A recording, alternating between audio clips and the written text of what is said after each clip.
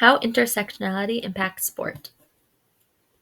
So intersectionality impacts the participation and the organization of sport and physical activity programs. But first, what is intersectionality? It's the study of how social identities intersect to contribute to oppression and privilege. Here are some examples of social identities, and the wheel on the right shows you that the identity is closer to the center experience more privilege, and the identity closer to the outside experience more oppression. So why is it important to understand intersectionality? Well, intersectionality exists alongside the culture of power, which contributes to these privileges and oppressions. It recognizes that social identities are not a single category, and because people have more than one, their social identities are kind of intertwined. And discussing how intersectionality and social identities are connected could address systemic inequalities and inequities. Here's a little bit about culture of power. And culture of power is when one group of people have more power than other groups. And the group with more power determines what is considered the norm in society. And this group often does not notice their advantages, while the other less power group are marginalized and experience oppression and racism and discrimination. A great example of this would be white privilege. Intersectionality in sport. Intersectionality recognizes that social identity affects the opportunity to participate in sport and physical activity programs, and this is because barriers determine opportunity and ability. Intersectionality also recognizes that social identities affect the power dynamics within sport organizations, like the culture of power, as I mentioned earlier. Now we're going to talk about how sport and physical activity participation is affected by intersectionality. The social identities of gender, sex, and sexual orientation. So sport has these expectations of gender roles.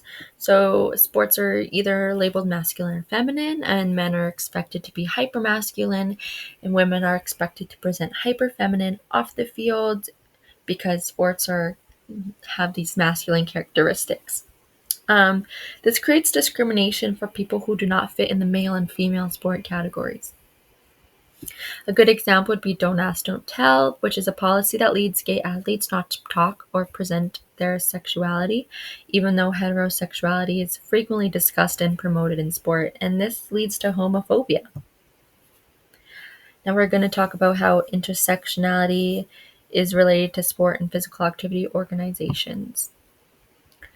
So social identities determine who has privilege and therefore who has power. And in our society right now, much of the groups in power are white. So there's whitewashing involved in some culturally significant sports and physical activities like lacrosse and yoga.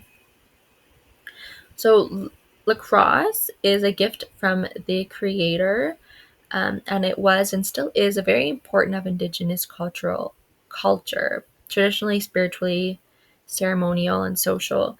European settlers turned this cultural practice into the mainstream sport known as lacrosse today. And Indigenous people have adapted to playing this mainstream sport version instead of the traditional version.